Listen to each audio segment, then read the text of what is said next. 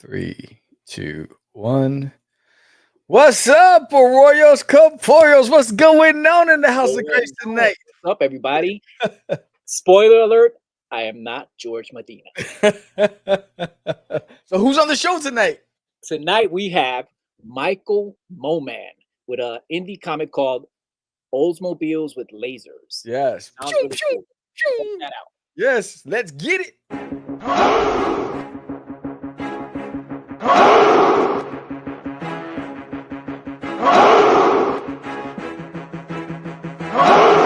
We are the only show for independents all around, giving you a platform to spread your word all over town. Catch the Craze is the place to promote to your fans with the dream of Medina and Sam the Crazy Man. Subscribe to our show and never miss an episode. It's time to get your mans, listen to us on the go. Updated every week, we never miss a day. Join the squad, come on in. It's time to catch the Craze. If you are an independent, catch the Craze. Making moves on your own, catch the Craze. On your grind in the streets, catch the Craze. Join the movement, catch the Craze.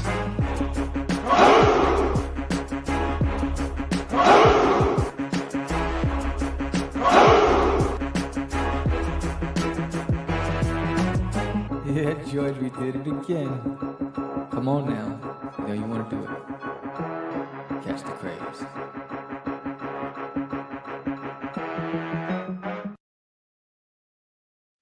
Welcome to Catch the Craze Podcast. I'm your host with the most, Sam the Crazy Man Vera. And tonight I am with Anibal Arroyo. That's Anibal with an A. There you go.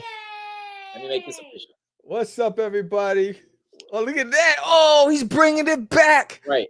Bringing it back. That's right, guys. That's right. That's the original Catch The the Craze original. hat. This is proof. This goes back to 2005. Is it 2005? The Yes. longest running indie podcast in the universe. In the Period. game. In the, Period. yes. Wow. That's awesome. What's up, guys? Yeah, I'm filling in for our buddy George Medina. He's on a little hiatus, and yeah, that's what it is. Oh, you crazy. What's up, KC? What's up, End of Z? And What's Zed, up, what's Lou? up, brother? Hey, I invited people, bro. So you're just gonna see a bunch of people you might not even know, bro. I invited everybody. Yes. Yeah, so yeah, my co-host is on the show tonight, Anibal Arroyos Compollos. Arroz con pollos. Yes, man. Yeah, man. I'm loving your digs behind you. Thank you, sir. Thank The you. studio. Yeah, Love thank the you. hat. I got mine somewhere here. I wouldn't know if I Oh, would yeah, have I got the bringing whole it. uniform, bro. I got the jersey. I got all that stuff here somewhere. That is all. Yeah, the jerseys. Wow. Yes. Jersey, yeah, man. That was the stuff back in the days. Yeah. So Yes, sir. yeah, so tonight we have a guest on. He's going to be talking about Oldsmobiles and lasers, Michael Moman. And but before we do that, we're just going to shoot the breeze and catch up. That's You right. know, I know that you received something in the mail, and so did I. Bam! End yeah. of Oh, Z. yeah. Look at that. What? I just got it last night. Yeah, man. Oh, you got that cover. I got this cover. What? Loving it, man. The art style is phenomenal. Yes. Coloring, we were just talking about backstage. It's like professional level, Oh. marble level. This thing's a beauty, man. This It is. It's a work of art. fantastic. Fantastic. It's a work of art. And yo, end of Z, bro. I mean, Shout Eddie. out to you, Eddie Lima, brother. Eddie Lima. An awesome guy too. I was drawn Yes. to him. I saw him on your show a couple of weeks back, whatever. That his personality just drew me to him, and the project, the concept, man. Yes, Best. absolutely. And I love the letter. Thank you for the letter. Very heartfelt. I really truly appreciate it, bro. I'm glad that you had a successful campaign, and I'm glad that I have this as part of my collection. Truly appreciate it. This is one of the things I love about this show, right? Like things like this, the fact that I'm aware of it because I saw it on. This is why Yeah. it's working. What you're doing is working. You're spreading the word. Indie guys like this are getting seen. You know what I mean? I Yeah. would have never heard of them. Yeah. You know what I'm Yeah. saying? Yeah. You know, and it's amazing. I mean, I think and that's why I love it. You know, it's like it's for indies by indies, right? And it's like FUBU for Yes. for us by us. Oh, what's up, Gilly in the house? And but yeah, that's why we do it. I mean, I think that was what happened. It was, I remember it was in the beginning stages, and podcasting was just introduced to the market, and it was really cook shows that were using podcasts. And but then there was audio at that time, right? Yes, it was audio. Yeah. Yes, and there was Comic Geek Speak. What's up, remember Aurelius? Comic Geek Speak, and they were focusing only on the big two, right? They were mainstream. And then I was like, you know what? So I went to PodCamp. It was a podcasting convention teaching you how to create your own podcast. And it was at the New Yorker Hotel. Wow. And so I went there, I took notes, and then I went to Sam Ash. And I got me mics, and I got me my mixer, and I went and I got me and I had my JVC camera. I did all this great. I got all this stuff. And I called George. I was like, yo, George, we're doing a podcast. It's called Cast the Craze. He's like, what? He's like, what? I said, yep. And then we just kicked it off. And I was like, I want to give a voice to the small guys, because everyone's talking about the big guys, but not the small guys. And that's how it started. It's an incredible achievement. I mean, even if nothing else comes of it, the fact that you're still doing it, and the fact that it's doing what it's supposed to do, spreading the word, inspiring guys like me. You know, I'm just a lowly creator here in my basement creating. You know, I tune in. Sometimes you just wake up not feeling it. You know what I mean? And you tune into you guys, and you get re-energized. You know, it's a beautiful thing, man. It's a good thing you're doing. You guys are doing. They say he said truly could not have done it without the shows, the crazies. I appreciate, man. Yeah, man. What's up, Dan in the house? Everyone's showing up tonight. It's gonna be a party. Sam Ash, wow, you're very young. Yeah, Sam Ash, man. Sam Ash those stores still exist. They do still exist, right? There's one in New Jersey, and there's one in New York City off of Times Square. I know. I see Radio Shack here and there. I know they're kind of not a thing like they used to be either. No, yeah, no. Sam Ash is still, because Sam Ash is the place you go to get your best guitars, your drums, instruments, all music. And I went there and I went to the guy. I was like, look, I gotta create a podcast. He's like, and it says that they say I need a mixer. He's like, he goes, huh? He goes, all right, this. And he goes, and what? I said, and then I gotta be able to hook it up to my computer. He goes, well, then you want a mixer with a USB port. And he's like, all right. And so the guy really worked. I said, I need mics with good sound. He said, well, you need these mics. Then when I went home, I was like, honey, I just spent all this money. I was like, yeah. I said, we're gonna have pork and beans for the next month, but I needed to get it. It was awesome. But that was the beginning of it, bro. Didn't know what I was doing, but we were having fun. And here you are, still not knowing what you're doing, and still doing it. Yes. Why do you think I'm still drinking? I got mine somewhere here too. I can't reach it right now. It's right over there. Yeah, but the Sam Ash carry the Sam little butts. No, I don't think Sam Ash ever sold music. They only sold instruments and equipment. Yeah, I know it's a place where you go to like repair your. We went there to get my son when he was in band or whatever, like to pick up rental for. He rented a I don't know if he was playing the flute or some kind of instrument. We went there for the rental. Yes, yes, and yeah, what is it? Oh, I gotta move this over here. All right, if you don't mind, I'm just gonna share a little of what I'm reading. Sure. I'm gonna share with the audience really quick. Give a few plugs and shout outs to a couple of things that I've worked on. Starting with the Zorro project I was working on last year. That's right, Zorro. This is by Bold Venture Press. It can be found at boldventurepress.com. You can get your copy. I did 2 stories in here.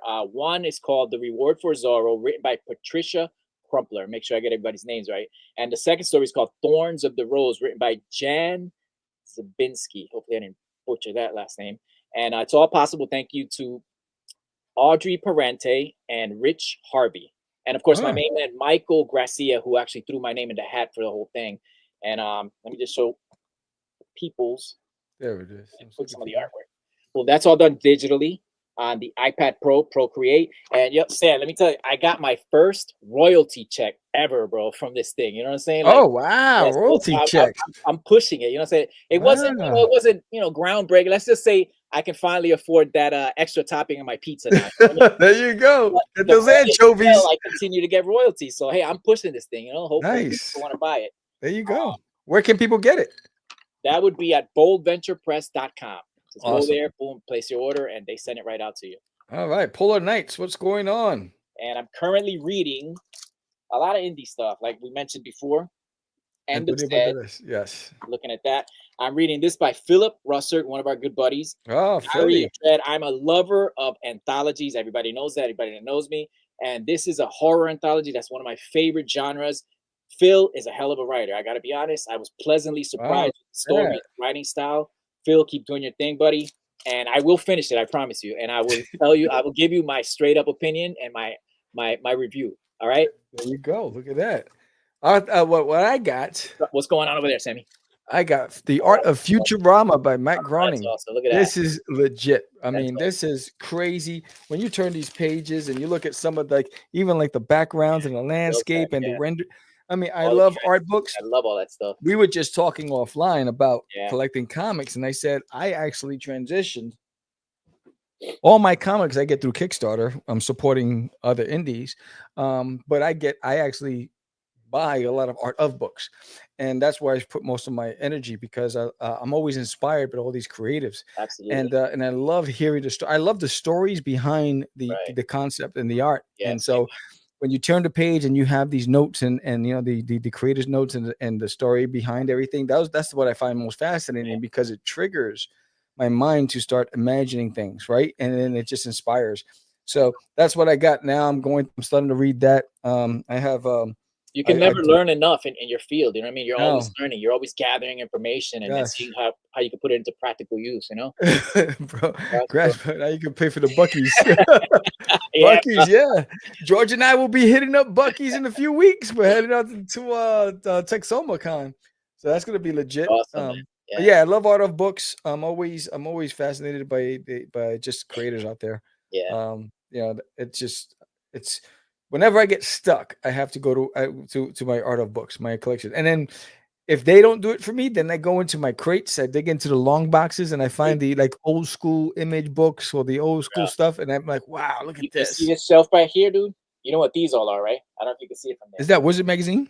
Bro, almost How did I entire know? roof is- How did I know? everything you just said is what I do as well. I go like, if I'm stuck, I go, bro. It hits that creative spark. Yes. You got to put yourself in the time zone that you were in when you first started creating. This is from some of these are from the 90s, okay? Like Yes. 95, 96, whenever Yes. it first came out. Sometimes you got to put your mind state there to be able to push out what you're trying to push out. You know? Yes. Do you And know this will do you do it. know that Crazy Comics has an ad in one of the issues of Wizard Magazine? No way. Yes. Way. Tell me which one. I might have that. I Damn. might have it right here. Hold on. Get Let outta me see. here. Let me I see if I never have knew it that. real quick. Hold on. See, you learn stuff on craze on Catch the Craze. Look, I bet a lot of people didn't know that. I never knew that. Meanwhile, check out my Stan Lee action figure. Look at that. Look at that. If I had another type of camera, I could show you the whole studio. But yeah, Sam just kind of disappeared on us. But there he is. Boom. All right. The next week I'll bring it on the show. Yeah. I'll bring it on the show. But yes, Look, back in the Crazy we're Comics like two days. school kids over here. I know. Look what I got. Look what I got. It's like I got that Wizard issue. Back in the days, you know me, I was like competing in the game, and I negotiated with Wizard Magazine, and Oh, they nice. gave me a huge discount off of an Nice. ad in their magazine. Wow. And Karen Ivora, she was one of the editors of Wizard Magazine. Shout out to her. But yeah. So I made What did you advertise in it? I advertised being at licensing and San Diego Comic Con. So I had a double ad. The company as a whole, or Yeah, Crazy Comics. There's Nail in My Toilet. Being at licensing and San Diego Comic Con, and that's why I got on the news in San Diego Comic Con on NBC and all that stuff because of that. Because I also bought an ad in San Diego Comic Con's guidebook, a full page ad. I might remember. Yes, and that created a line, and it was crazy, but. It was those are the days when I was like hustling, remember? I was just like, you know what? But all those ads, what it did was open up doors because people in the industry, like the decision makers, that's how I got signed with Circle of Confusion. Also, they started seeing, like, who's this guy that nobody knows about making this buzz, right? But I was a hustler back then. And it's funny how it worked back then. I mean, obviously there was no social media and all that. You used to have to kind of put up the cat. You could kind of sort of get the same results now without all that, thanks to social media. Like the example was I saw End of Z through here. You know what I mean? Yeah, it's crazy. It's a lot more challenging today because it's at that time. Yes, everybody has. We all have access to the same stuff. Yes, so that creates more competition, more numbers. All you had were forums and critic reviews, right? So I used to have to send my books to like Newsarama and Comic Book Resources and all these things to get reviews.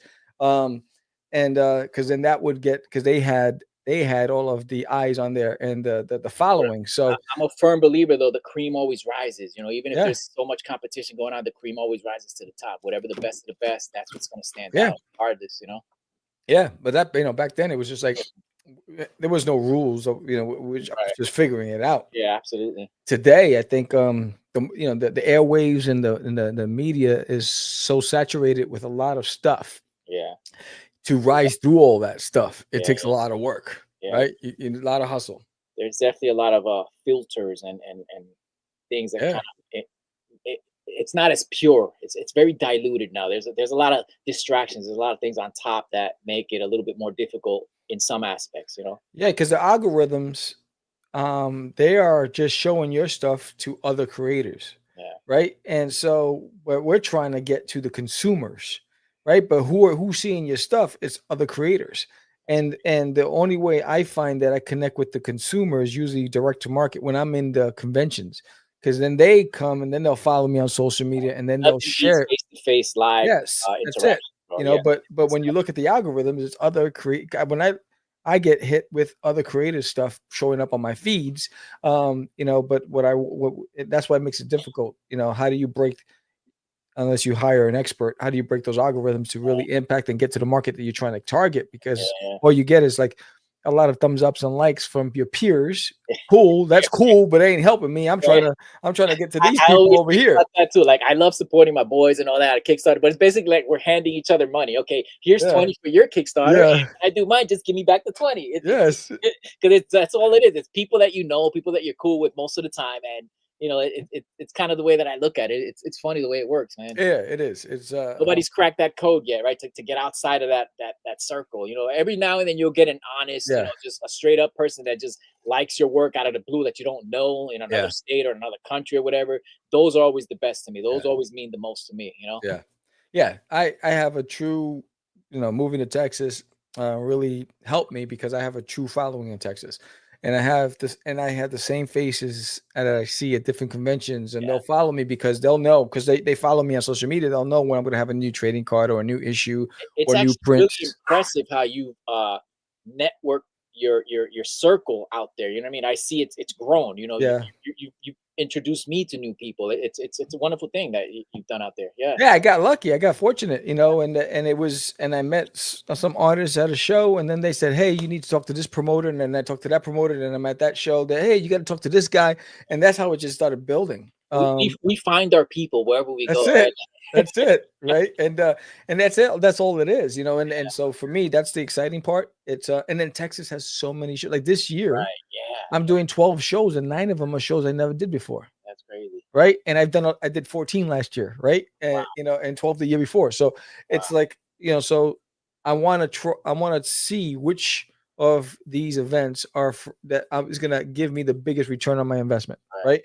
Where I'm going to really get to that audience that I'm targeting, because some events are really not geared towards the small guy. They were more for celebrities and whatever it is. So I'm trying to get there a for consumer. One. Let's not forget, I was there for one back in July. Yeah, it was horrible. That was horrible. What was it called? Superhero fraudulent con. But yeah, it was Superhero Comic-Con. It was horrible. That was a setup for failure if I ever saw it, man. As soon as I got in the parking lot, I was like, why are there 2 buildings? Why is there a line over there and over here? I'm like, oh man, this is not looking good. It wasn't run the right way, So, but we had a blast. We had a good time. We had a blast. All of that. So yeah, that was a great experience. Not complaining. No. But now, April 5th this year is the 20-year anniversary of Doodie. Nice. I remember Doodie. I remember when it was created. Yes. Yes. We'll be celebrating a 20-year anniversary. Me and Doodie had beef in the beginning. But we pieced it out. We pieced it out. All right. Me and Doodie looking at each other, side-eyeing each other like, yo, man, who are you? You know what I'm saying? You trying to take over? I'm here first. You know what I'm saying? Me and Doodie, we go back. But we all cool now. You know what I'm saying? Everybody hated Doodie. It's like, yo, where does this green thing come out of nowhere? It's like it took over. It's like that new girlfriend, right? It's like, no, now you're not hanging out with the boys anymore. You're in love. Why you flat leaving us? You flat leaving us, man. Yeah. It was awesome. But yeah, it's the 20-year anniversary this April, launching book number 7 on Kickstarter for There's Nothing in My Toilet. And but also in the fall, releasing the Art of Doodie book, a 200-page art book. And in honor of the 20-year anniversary, 20 artists send your rendition of Doodie will be featured in that art book, which will be in bookstores. Awesome. And so, your QR code with your art piece and a little snippet about you. But send in your best version of Doodie to contact at castedcrazed.com by April 5th. And, the first 20 that send it in will be featured in there. But also, and everyone's out, if you're new to this and you're like, what is he talking about? Who is this Doodie? Let me show you this promo. Let's show you this promo. All right, folks. Buckle up because things are about to get wild. Picture this, a quiet suburban home, the perfect setting for a cozy evening. Right? Wrong. Alan thinks he's got a ghost problem. But little does he know his house is ground zero for an intergalactic showdown. Alan calls in the ghost hunting pros from Nobu for you. These guys are legit, armed with EMF detectors and night vision goggles. But wait. Bobby, Alan's son, and his crew are on a mission of their own. They're convinced it's not a ghost, but an alien. And they might just be right. Enter Doodie, the green alien causing all the chaos. Now Doodie is not just any alien. He's on the run from nasty piece of work, a fleet of alien pirates entering Earth's orbit. They want Doodie back and they're not playing nice. Meanwhile, Agent Doe, our no-nonsense government agent specializing in extraterrestrials, is hot on Doodie's trail. At the same time, Herman the Chihuahua is losing his mind in his cage. This tiny dog is determined to catch the green visitor. Picture this. Herman barking his head off, Bobby and friends armed with makeshift gadgets, and ghost hunters stumbling through the dark. Oh, and let's not forget Agent Doe, methodically scanning the house with his high-tech equipment. Every corner of Alan's house is alive with mystery and excitement. The ghost hunters are convinced they've got a spectral situation on their hands. But Bobby's team is working every angle to prove it's an alien. Doodie is desperately trying to stay hidden, dodging both the human and extraterrestrial threats. And just when you think it couldn't get crazier, the alien pirates make their move. Will Alan's home survive the ultimate showdown? Will Bobby prove his alien theory? Will Herman finally get his moment of glory? Stay tuned to find out, if you enjoyed this wild tale.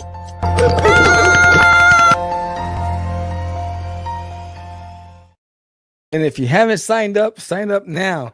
What's even better, I'm excited because you threw it all in the mix there, boy. yeah, man. That it's gonna be 3 variant covers, and each cover has a different ending. So if you're a collector of Doodie and there's name in my toilet, you're gonna want all 3 covers because every single cover ends differently. And it's the first time I've ever done something like this where I've changed the ending for each book. I mean, it's the same issue with 3 different endings, but all leads to the same road. And so it's exciting. I'm excited. We're launching on April 5th, which is on a Saturday. It's the first time I've launched on a Saturday, but it's when Doodie was born, right? That's when Doodie popped in my head and he says, "Hi, I'm Doodie from Uranus." And that was the beginning of it, right? So join me April 5th for the celebration. If you haven't signed up, thank you to the 32 people who already signed up for the campaign. And sign up now and be the first. It's going to be dope.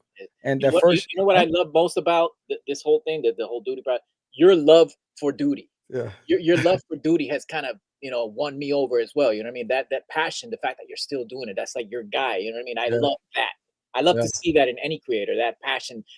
They love their stuff so much. It's like, you know what I mean? Yeah. You're running with it. I love that. Thank you. Yeah. I mean, I love the character. It's like he's an extension of me. I don't have children, but he's my baby. When you include yourself, you sprinkle a little reality plus yourself into the character. You can't go wrong with that. Yeah. And that what's also exciting that this year is on Free Comic Book Day, Herman the Chihuahua, right, has his own backstory being released on Free Comic Book Day in over it's like I forgot how many comic book stores. There's over a dozen comic book stores in Texas.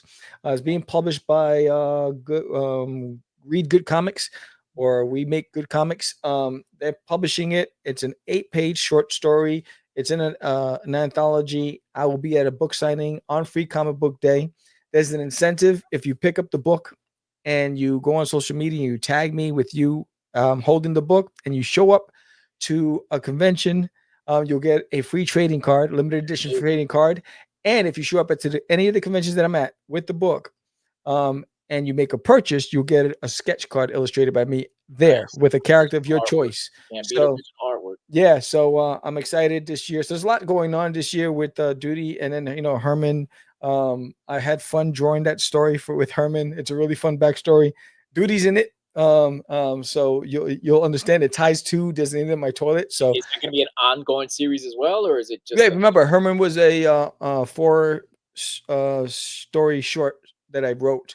That's gonna come out when I'm done with Disney in my toilet. okay?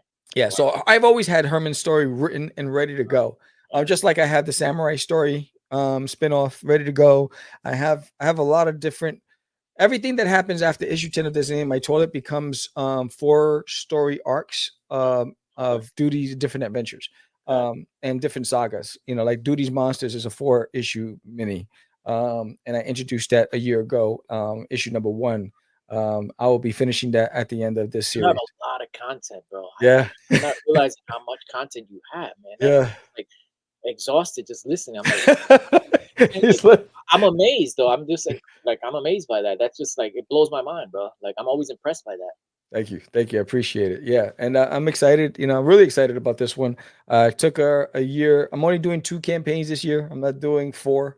I'm doing issue number 7 and I'm doing the art book in the fall. And then the Is the following art book also going to be a Kickstarter thing? yeah. Okay. That one's a big art book. And it's I've illustrated Doodie. I have 700 Doodie as illustrations of 700 different characters. So this is going to be volume 1 in a series of books. Yeah. I'm just curious. Are those like digital illustrations, or are some of them physical, or a little bit of both? Or It's a little bit, but the majority, 80% digital, 20% for traditional. Yeah. okay, yeah. I always, as the collector in me, like, Yeah. I always think about the physical copies for collectors and future sales and that kind of thing. Oh yeah, I do have. I have all of the original pages of the 11x17 storyboards of Doodie when I first created the story of the first 5 issues. So I have all. I'm saving that in the archives. Yeah. Absolutely. Hopefully when Doodie blows up, but yeah, it's a big year. I've been grinding on the back end. All I did has been hustling on the back end, putting in the work and just getting the stuff ready for this year. And my first convention this year is going to be Texoma, and then after that it'll be When is that, Sam? This Texoma. Texoma Comic Con is. Let me pull this up. It is February 22nd and 23rd. Right around the corner. Okay. Yeah, right around the corner. And then after that, in March, it'll be LitCon. And then in April, it's WeebCon. I'm still waiting on that. It's pending. StableCon is not happening. StableCon pulled some fast one. And so that's not happening. And then in May, I'll be at the Free Comic Book Day. And I'll be announcing the bookstore that I'll be signing that day. And then DreamHack, I'm still waiting for confirmation for DreamHack in May. And then in July, the Texas Latino Comic Con. And that sounds promising right there. Yes. And the Retro Expo. I'll be there. Bell County. I love that event. I did amazing last year. I'm looking forward to it this year. And then September, College Station Comic Con. Another one. Shout out to everybody from College Station. I have a huge following there. So thank you. Shout out to all you guys. Then Denton Comic Art Expo, the organizer of the Denton Comic Art Expo are also the publishers of the anthology where Herman's in. And then October, Bedrock City Comic Con in Houston, and then Big Texas Comic Con will be ending the year. But June is TBD, and then we'll go from there. But yeah, so it's a busy year. Are these all conventions you can drive to, or yeah, posted up to you? Yeah. Yeah. So yes, I can drive to. Some of them are 5-hour drives. Everything's in Texas, right? All of that is everything's in Texas. Yeah, everything's in. So this year will take me to San Antonio again, Houston again, College Station. I'll be out there, and I was gonna be in Austin, but then they pulled a fast one. But yeah, StableCon, they released the applications through an email. They unlocked the applications at 11:45 p.m. On Sunday nights, and unless you had that link, you won't be able to fill out, sign up. I signed up at 12, like 25 minutes or 28 minutes after I got the link, and then they said that it was sold out in 15 minutes. And after I got confirmation, and they took my money, I got a confirmation, took my money. The next day, I got an email saying, What? "Oh, you got a confirmation in error. We were sold out in 15 minutes." So it's a small venue. So my beef with them, when I think it was a scam, and I think money back. I got my money back. Okay. They were like, "Oh, you want to we can take your money and you could be secured for next year. I said, nah. I said, if you said sign up for the newsletter, it's the only way you're going to be able to apply for the thing, then you knew how many people were interested. You should have secured a bigger venue. That's bad business right there. Right, it's bad business. So I was like, you know what? It's not even worth my time. I think they did me a favor. So I was like, because I would have had to get a hotel and all that stuff. And they were like, do you want to go on a waiting list? I said, no, I don't do waiting lists. Right. I got other shows I got to book. I got to book this stuff ahead of time. I got to take time off of work. I got to make plans with the family. They hooked you up, bro. They looked out for you. They took all of that into consideration for you, bro. Yeah. So I was like, nah. I was like, so but I won't ever be signing up for that. It sounds like one of those small mom and pop stuff where they're just they're set in their ways and they're not going to change and they're going to keep it the way it is. A lot of that stuff is the organization. There's no organization. Yeah. So I'm like, all right, no sweat off my back. But play with people's money though. Yeah, but that's it. Yeah. So we have our guest in the waiting room. We're going to bring him in, Michael Moman. But I'm going to remind you all that April 5th is the 20-year anniversary of Designated on My Toilet. And just in case you don't know, here's a reminder.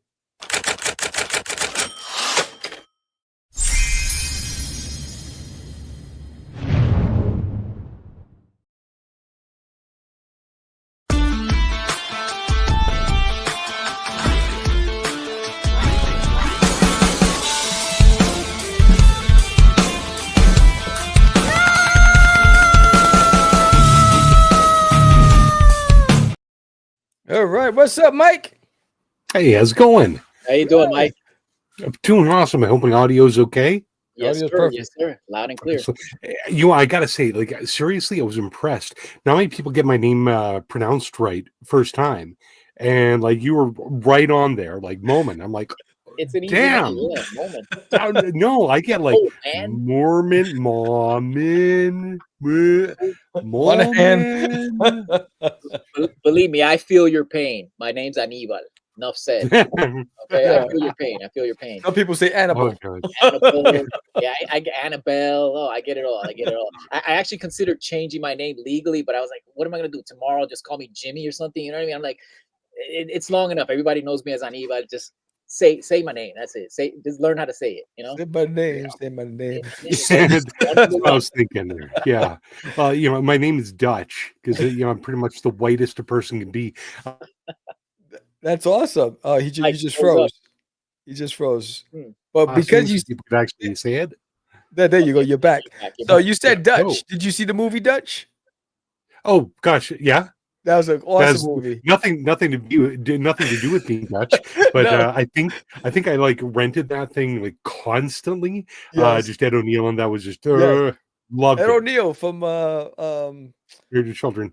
Yeah. Oh, Married with Children. Sorry. Yeah, Al Bundy. And okay. yes. It's a good movie. You got to see it. If you haven't seen it, Aníbal, get Dutch. It's a comedy, I'm guessing. It's like a comedy drama. Comedy drama, yeah. Family has a theme in it. It's more like a drama where the comedy comes naturally. Comedy, I guess. Yeah. I got you. Yeah. Well, Mike, for anybody who's listening for the first time, who are you? What do you do? Tell us your origin. And where are you from? Yeah, give us your origin. What is your name? What is your quest? So, my name's Mike. I am from Canada. Gosh, I'm listening to you and how easy it is for you to go from one convention to the next, where I'm in northern Alberta, which is minus 40 on a good day, and that's where Celsius and Fahrenheit meet, so that's cold. But it takes me 5 hours to get to the next convention driving, because that's how far away everything is. Wow. But I do a comic called Oldsmobiles with Laser Guns. Let's see here. There it is. Yeah, that's the latest issue, number 3, that came out just recently here. It's about 3 best friends. Difference between friends and best friends. If you have a best friend, because these guys are just dicks to each other because they're best friends, right? So if they're not razzing each other, how do you even know that they're best friends if they're not? Because that's what we do with our friends. So these 3 best friends, I'm are just out having some fun. They find this Oldsmobile, they get inside, it blasts them in outer space. Now they're lost and trying to find their way back home. Unfortunately, none of them are special. None of them are the chosen one. None of them are space wizards. None of them have any idea what they're doing. They're all just idiots. So they're trying to make their way back home. Domino's refuses to deliver pizza. They're completely fish out of water. And that's the premise of the comic. Now they're stuck in the middle of a galactic space war where they seem to be the target of the space cops, and they have no idea what they've done. So that's kind of where it is. But I throw you right in. I'm not the backstory. You don't even get that explained yet. So none of that's being told to you at all. You're just bam, like fist right in there. You're in the action right away. I was getting ready to ask about that because I read the online web version of it. And hold it up again. I want to make sure that's issue 3. This is issue 3. Okay, Yeah. Is that the one where the space cops show up and they're having like this whole little exchange with them and they hit, what is it, the super fast button? Is that issue? Oh, the really fast really button. fast button. That's that issue, right? Yeah. Is that one? No, that's discussed in issue 1. Okay, they don't have a really fast button because they're out of coolant. Like you threw us right into it. So I'm like, okay, is there a backstory that got us here? Which I don't necessarily need. I love the fact that we're right in the action and the pacing and the breakneck action is just like, you really set the tone there. And what I wanted to ask you is, and I think I know some of the answers to this, what influenced that? Like, what did you draw from? What were some of your things that you saw and you put into it? Well, marijuana is legal in all of Canada. So, great answer. no, I love it. So yeah, like they're the pot stores are as ubiquitous as liquor. No, but that's not really it. I think the big thing for me was, I'm looking at like Eastman and Laird with Teenage Mutant Ninja Turtles, and when you started that, it was just boom. There's the action. Hi, my name is Leonardo. These are my brothers, and we're about to kick ass and chew bubblegum. And we don't have bubblegum because we're just friggin' turtles. But then you wait until like a little bit before they actually tell the backstory. So I love those original Eastman and Laird comics for that. And I really hate it when a comic or any story has to bog me down with information that I don't need. If it can be spoon-fed to me every once in a while with the flashback, great. Punisher #1, it doesn't talk about Frank Castle's time in Nam and how his family were killed. No, he's in the middle of killing a bunch of drug dealers. Yeah. Yep. You don't need that. Yeah. You don't need to reinvent the origin story every time you make a movie of a comic. We know it, and you're going to figure it out through dialogue. Oh shoot, these guys are lost in space. I think you go through issue 1 and 2 and you pretty much know, okay, these guys are lost in space. I don't need any more details until they're ready to tell me. Right. The fact that I hope it works that way. You brought up dialogue. That was one of my favorite aspects of the storytelling. The dialogue was so natural. I mean, in an emergency situation, if anybody's ever been in one, you kind of tend to you speak out of turn. You're talking over each other. You include that so smoothly. Like there's a scene where one guy's trying to turn off the laser field, and then the other guy turns around and tells him to do something else, and you put us right in the moment, and you captured that so cleverly. I mean, what are you writing it? Are you drawing it? Are you doing both? Oh yeah, gosh, dude, I do everything. Okay, wow. That's why the art sucks so much. Okay, the art style. I was telling Sam, it's not a very like. Do you know Mike Tyson had his own cartoon? I think it came out like on Adult Swim or something like that a couple of years back. Yeah. Mike Tyson's Mysteries.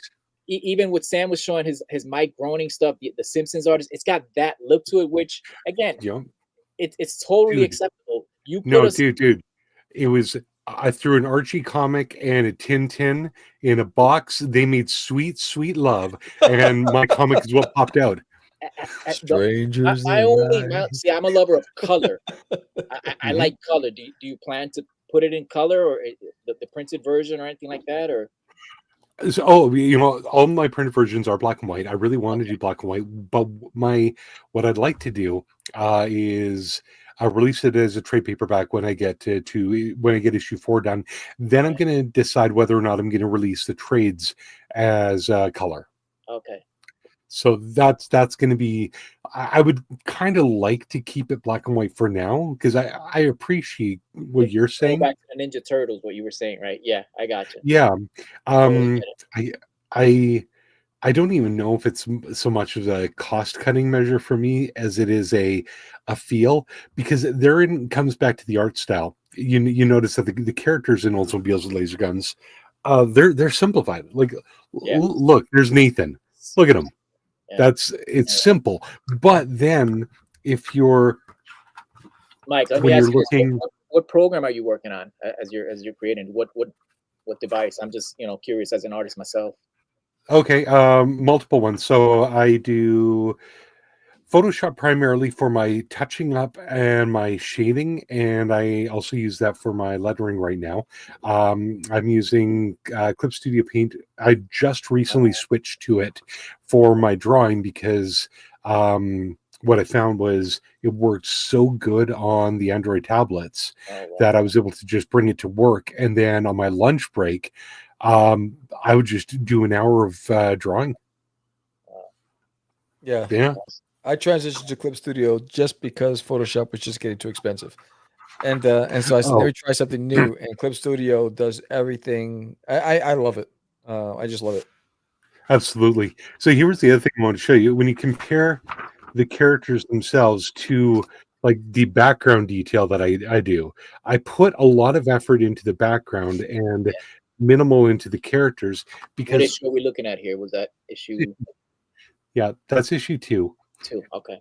One of the things that I felt was sometimes backgrounds are so important, and people's eyes will just jot from the foreground, the text done.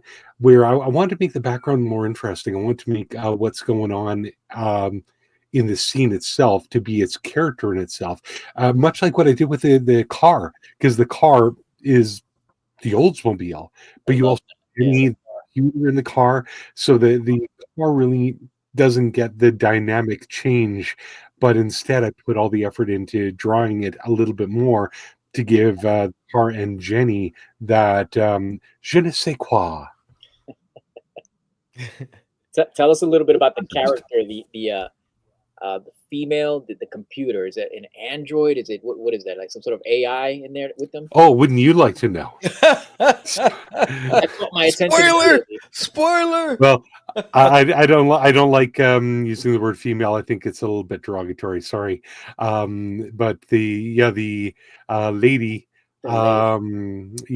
it is a lady, and she's she's completely and totally in love with Bryce, because Bryce is obviously the pretty one, even though they all look the same. But that's with the sideburns, right? Is that Bryce? Yeah, that's Bryce, the pretty one with the good nose. I can't go into detail because Jenny has a very, very rich backstory. Gotcha. And part of it, which I can tell you, the story of Oldsmobiles laser guns is actually a time loop that they don't know they're part of. So Jenny is actually enters at a different point in the time loop than they do. So she is still with the knowledge of them when they first enter. So she's actually coming in at a different time than when they were. And that kind of, despite the fact that it's just kind of a buddy sci-fi comedy, I did put a lot of detail into thinking how I'm going to do that plot, which made it so. I was stupid doing that, because when you're dealing with time travel, you've got to put so many notes so you're not fucking it up. Oh yeah, it's hard to get time continuity. Travel. Continuity. It's always that's a big challenge. Now I wanted to ask you, how far along are you in the series, and how far along do you plan on taking it? Like, is it an ongoing? Is it a limited series, or have you thought that far ahead? Yeah, this is going to be a limited one. I'm finishing up the script for issue 4 right now. There's a little bit of a delay. Some life events happened for me. I'm doing the script for 4, and the only person outside of myself is my editor, so I get that to an editor to make sure I didn't completely botch things up. And I think it's probably going to be around 20 issues for this entire storyline. If it ends up that I want to keep going at that point, I'll keep going. Because the ending is an open ending, but it's a conclusion and the story's done. And you're at issue 3, is that correct at the moment? Yeah, 3 is done, and I'm almost done the script for issue 4. And again, I'm about 3 months behind just because of life events that took place. I get it. What's your creative process like? Do you write and draw at the same time? Do you thumb it out? Like break that down, artist to artist. Share that with the people. Okay, so I am an idiot in a sense that for issue 1, I did it the way you're supposed to do it, where I did the script. Well, my first draft of the script was done as a movie script. That's how I kind of think. But then I adapted it into a comic book script. I did the script. I did the storyboarding. Then I did the drawing, and I did it all the way you're supposed to. But then I realized for issue 2 and 3 that I because I do it all myself, I could skip so many of the steps because I wasn't relying on someone else to try and translate my vision. So for me, initially it's a lot of daydreaming. That's right. what helps me. That's how I think. I'm very neurodivergent, so I could just sit there for an hour, lost in my thoughts and daydream, and feel like something was completely hashed out and enjoy, and then just write like crazy. So that's how I do the writing.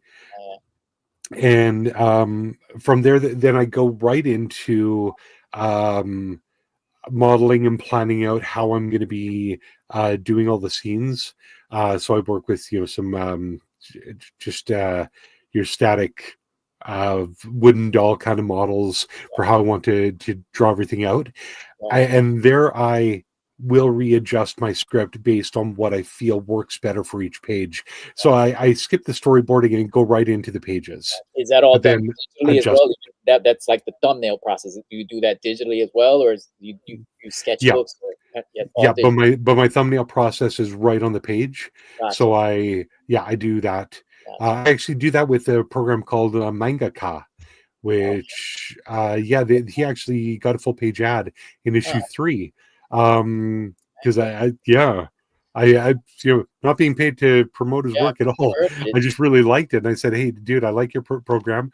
You don't charge anything; it's so cheap. So I just wanted to give you this." He's like, "Yeah, is that a one-time payment thing? It's not like a subscription or anything like that. The Mangaka? Yeah, just one time. I just saw because it was on Steam. I was looking for video games at the time. I'm like, oh, hello.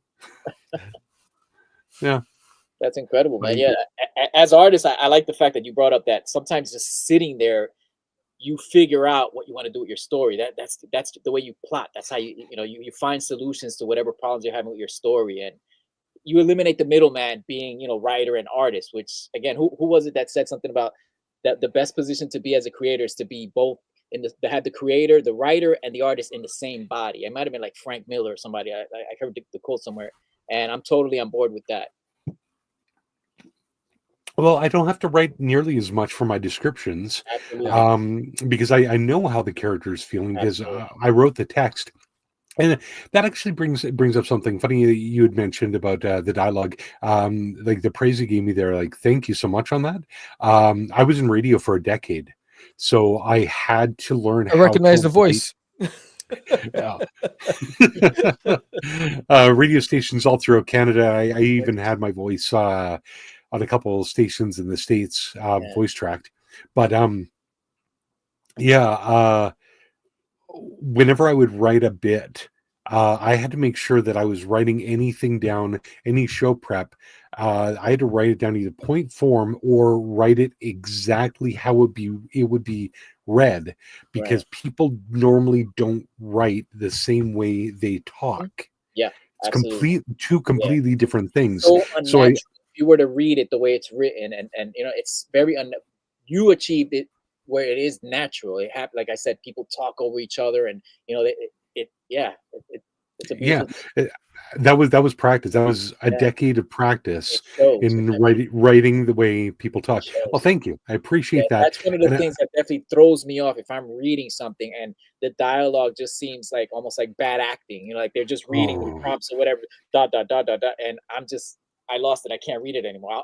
If the artwork is good, I'll just focus on the artwork from that point on. But yeah, you definitely have that covered. thank you. I'll give. I think I'm lenient and forgiving when the dialogue isn't the best for comics because I know it could be really hard. It's tough. Um, It definitely is. yeah, It's we're tough. we're not used to having to write the way we talk, and Right, right, I right. don't think many people think to write Yeah, and then say it out loud. Why would I do right. that? Because Yeah, I'm not reading it out loud when I read my comic book. yeah, absolutely.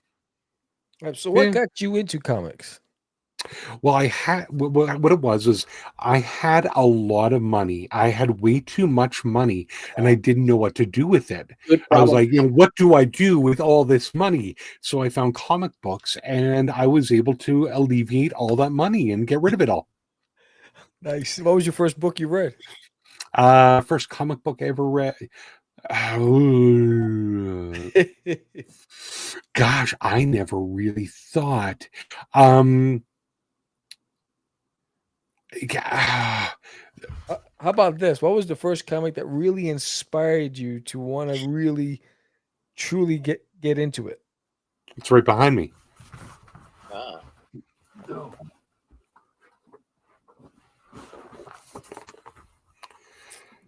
okay. Nice.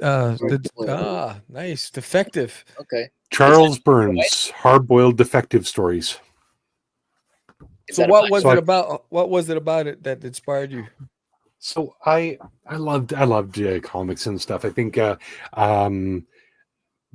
like my friends, they all loved, Spider-Man, Batman, Superman. So those are three of my friends, three of their favorite characters. Uh, I liked Punisher because he wasn't a superhero, but there was still something about it that didn't resonate with me the same as other comics. Right. Then I discovered Heavy Metal magazine Mm-hmm. and the European artists that were there. And not only did I get to see titties, because I was a kid, you're a little Yeah. kid, and all this stuff is so new and amazing. But it wasn't about the nudity. It was about the art style and how different it was. It was so different. The storytelling was so different. And that's where I found this love for independent comics. Seeing these different, like Mobius, absolutely loved that. I thought it was so great. And then when I found this Charles Burns at a bookstore, I got it. My father saw it, and he threw it away. He said that's not necessary because the language, it is heavy with religious swearing. And I was raised a Protestant, so of course my family sees that, and it's like, whoa. Yeah. So that was a thing. I found that recently, so I could bring it back into my collection as a haha. I still have it in my life today, but it was the basicness, the lines, the cross hatching was really inspirational for me, and how it told a really different, unique story that wasn't always a positive. Like there were some stories that are like, that was a mind-blown twist and everyone loses, but it was a great story. So I think that really inspired me. And by high school, I was drawing some really bad, rough comics, and even a couple pages for Oldsmobiles with laser guns back when I was 15. Wow. Yeah, I guess I should have told you, like, Oldsmobiles laser guns was not a brand new idea for me. I was 15 years old. The first punk rock song I ever wrote was Oldsmobiles with laser guns. Oh, wow. And yeah, so my band played that song all the time. It was really fast, high paced song. And I just made a little comic about it. I thought it was such a cute little story that make a good comic. The comic at the time when I was 15 was god awful terrible. And it ended there because I had no idea that one should actually write a script before they try writing a comic. Then 20, 40, 90 years later, whatever, I decided to actually do it again because the song was still great. I even re-recorded the song from the one that was recorded back when I was 15, 16 years old. Wow. So, yeah. So there's then, that. So you decided you want to try your hand at comics, but you also mentioned earlier that you partnered with an editor. What I've been interviewing with hundreds of independents, and I can tell you the majority skip that step. They go it alone. They don't have that second set of eyes, right, to be able to, right? So what made you realize that you needed an editor? Logic.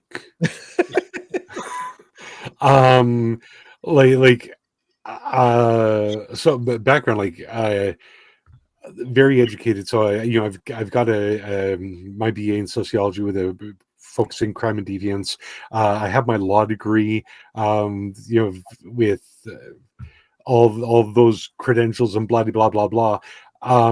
And I've always known that the only way you're going to get a paper to be good is to have someone else review it. Yeah. Even my professors throughout my entire time in post-secondary education, professors are always like, bring it to me a week before and I'll proofread it. And then you can go and finish it and probably get 20% more than you would have otherwise. Yep. No one ever took advantage of it. I sure as hell didn't, because I'm super ADHD. My paper was done 15 minutes before it was due.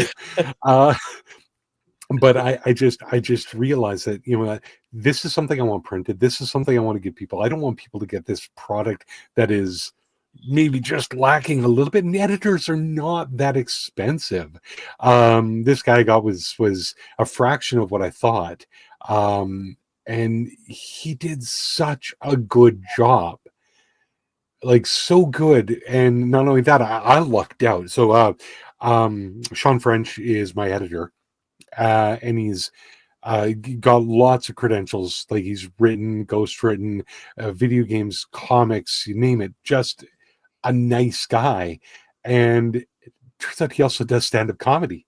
So here I am writing a comic that's a sci-fi comedy, and with his background in comedy, he's even helped me with joke delivery. He's like, hey, this is really good, but you're maybe change this one bubble so that this part and the punchline is here instead, and it'll be delivered better. And I'm like, why am I not paying you more? Yeah, man. All of that stuff definitely shows. All the effort, all the steps you're taking to make the product as good as it can be, definitely shows, man. I can attest to that. Kudos to you, buddy. Yeah, thank you. I mean, you can't expect to get chicken pot pie to chicken shit, because I'm going in and I'm learning everything. Issue 1 is a testament to that. Like issue 1, if you compare issue 1 to issue 3, it's night and day. Like this is the same guy. What? But it's, I think that also makes it somewhat interesting, is you're following the story, you're also seeing my creative process as it changes. Right. Absolutely. Now you mentioned we were talking about conventions earlier. Do you do appearances? Do you have any plans this year to do any appearances? How are you getting your product to the market? Oh yeah, no, I'm really glad you asked there, because that's why I'm jealous of you, in that you're able to go to so many conventions, just because of how condensed the population is. You can go an hour, half hour away and be a completely different city almost. Yeah. So in my city in Grand Prairie, we have one really big convention every year called Grand Con. Last year was my first one. The year before, it was just as I had started issue 1, so it was too early for me, and I just finished doing that. Tremendous. I did really good at that. We also have some smaller cons called G-Pop, And I was actually just asked to help out with the management of it. I was just at the place that's being held earlier today with the coordinator of it. But I do that at each one now, aside from the very first one where I was just my comic was just like a fart. I was just starting to smell it out.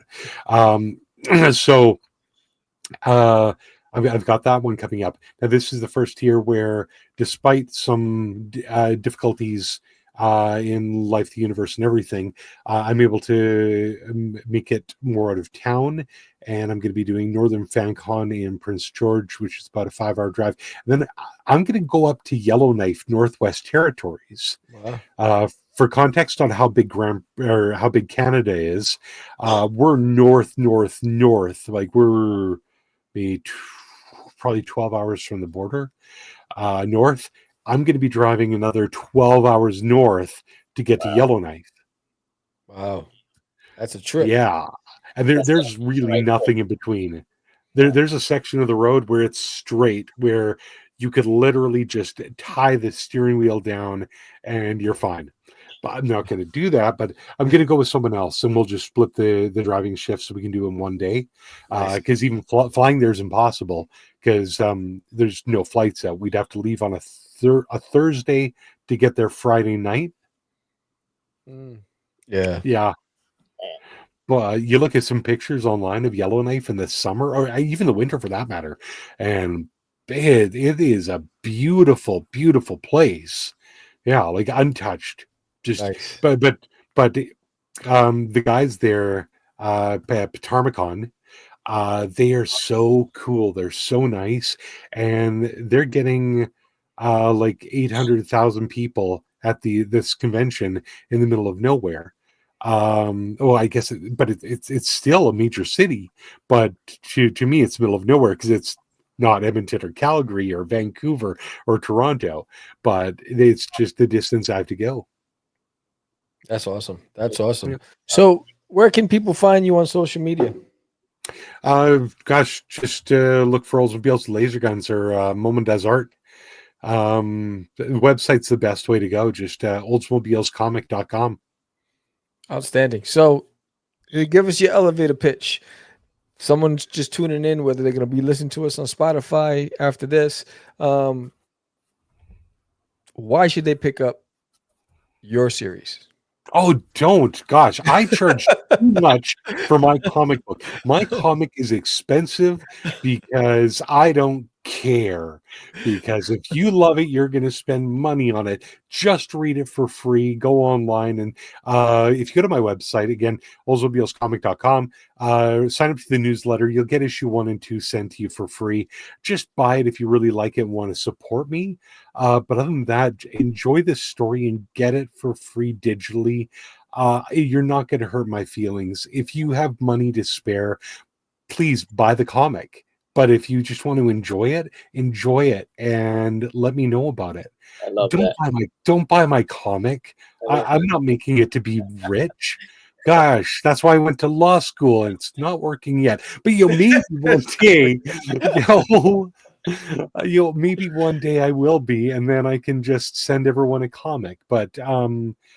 Yeah, you can go and buy an issue if you want, but get some stickers. The stickers are pretty cool. Oh, I got to show you this one. Yeah. This one I just released with issue 3. I go like full out retro style. Oh, nice. So I take the Oldsmobiles logos and like stuff from their shops, and I add with laser guns, stuff like that. And the one that I released with issue 2 was this guy. Oh, nice. Nice. Yeah. Awesome. Well, thank you, Mike, for being on the show. It was fascinating. Thank you for having me. Seriously, thank you guys. Oh no, I mean anytime. I mean you have our link now, so anytime you want to promote something, just hit us up. You're now part of the family, brother. So it's not all about promotion to me. I mean, I think there's a lot of people out there that themselves want to make comic books, and maybe I'll learn some things that they don't know yet that anyone doesn't know. I'd be happy to share anything that I got. Yeah, Mike, you're an awesome creator, man. Good attitude, and your approach to this is very rare, and it's a beautiful thing that you share that. And it seems to me you just do it for the love of it. And again, that's a very rare thing in today's world. Appreciate you. Thank you. You guys are awesome. Don't all the stuff that I hear about you, ignore that. You're good. You're good people. It's all right. We're used to it. We're from New York. But truly appreciate you. Thank you so much for being on the show. And again, you're always welcome back. All right. Thanks. All right, that was Mike Moman. What's up, Michael San Martino in the audience? What's up? Yeah, fantastic. I think it's. I love his attitude, man. That whole freebie thing, like he wasn't even trying to pitch it, man. Again, that's a rare thing, man. That's awesome. Well, I think several things. I think what I love. I think this is probably this year or the past 2 months. The creatives that we've had on the show have followed the same pattern, right? You know, you're gonna do it. Take it seriously, right? Make sure that you really put your best foot forward, right? Because, you know, first impressions are everything, right? And then he got an editor. Most people just want to bypass that step, right? And I fall into the bypass category, but I'm slowly changing my mind on that. Yeah, right. But because we know everything is dollars and cents, right? You got to pay for it. But when you do, you're setting your product up for success. Yeah, man. You know what I mean? And so it was. I love talking to all of these new creators on the show, and that's the reason why. I mean, you know, it's funny. You know what's funny is like when I'm working, and I have long days, and I'm in meetings all day, and then I have that drive, and I'm stuck in traffic for over an hour, and I pull into the garage knowing I have a show. I'm tired mentally, but then something happens when the lights go on, and then we start talking, and then I'm invigorated again, right? But the whole time I'm thinking about sleep as I'm driving. But then boom, we do this. And I'm like, oh, man, yeah, man. Seeing guys like that again, it's important for me to see that I'm in the same boat. I write and I draw, and I totally understand. Like skipping everything he was saying to me, I'm like, I'm hearing you. And the fact that he uses an editor, and you know, our boy George has been on me about this for years about the editor thing. Hearing it from someone who's in my situation is a real convincing thing for me. You know, I may, you know, soon look into that myself, man. Yes. Again, he's such a cool guy. He's so relaxed about everything. A very accomplished guy outside of comics, and it seems like he's just doing this as a passion thing. He's just for fun. He loves it. You know? So Michael San Martino loves your hat. No, classic, bro. Classic. It was the first one. It was the first iteration of the craze podcast in the universe. I'm saying it. That's right, in the universe. In the universe. I was there from the beginning. From the beginning, bro. From the beginning, it was groundbreaking. I was just a knucklehead to give it up. Yeah, man. It was a great show tonight. You know, thank you everybody for coming out tonight. Thank you, Anibal, for co-hosting tonight. Yeah. Absolutely. You know, George is busy. He's traveling, and you know, he'll be back one day. But he will be with me in Texoma Comic-Con in a few weeks, and I'll be vlogging that whole thing, and then we'll be posting that video on The Art of Samuel. If you haven't checked out The Art of Samuel, go ahead and do it. But again, if you have not signed up for my art channel, for my art channel, if you haven't signed up for the Kickstarter, here's the link in the summary. Sign up. We launch April 7th, book number 7. There's an alien in my toilet. No boo for you, catching ghosts. So what we do, it is a fantastic. I'm having so much fun drawing this one. It is crazy. So there's one of the variant covers right there. You know, Doodie's being chased by ghosts, and this is another one of the variant covers. There's him and Herman hiding from ghosts. So yeah, it's fun. And each variant cover, 3 variant covers, all with a different ending. You gotta want all 3 issues, all 3 covers. But yeah, it's gonna be fun. I'm looking forward to it. April 5th, the launch of the Kickstarter. I'll be in Texoma in a few weeks. And any last words from you, Anibal? I'm always around, always online. Look for my videos. I pop up just sporadically. You never know when I'm coming, but I'm always there. Yes, just don't walk those dark alleys. But that's it. With that said, I'm Sam the Crazy Man Vera. And I'm Anibal with an A. Anibal with an A. And we are out. It's just easy. It's not. Crazy. No, I was talking about my friend Acquise. I met him. say my name, say my name. Right? This is what you were thinking? Oh, my God. How you describe me? He said, I'm the... What? Catch the craze. You're listening to Catch the Craze. You're listening to Catch the Craze. To Catch the Craze. You are listening to Catch the Craze. This is Craze. You're listening to Catch the Craze.